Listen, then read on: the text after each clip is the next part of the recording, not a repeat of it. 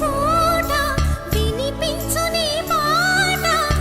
ఏడేడు జన్మాలు నేనుంట నీ జంట.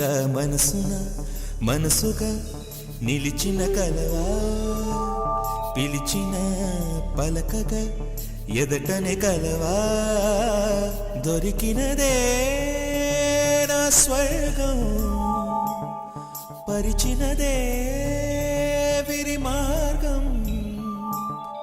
మిన్నుల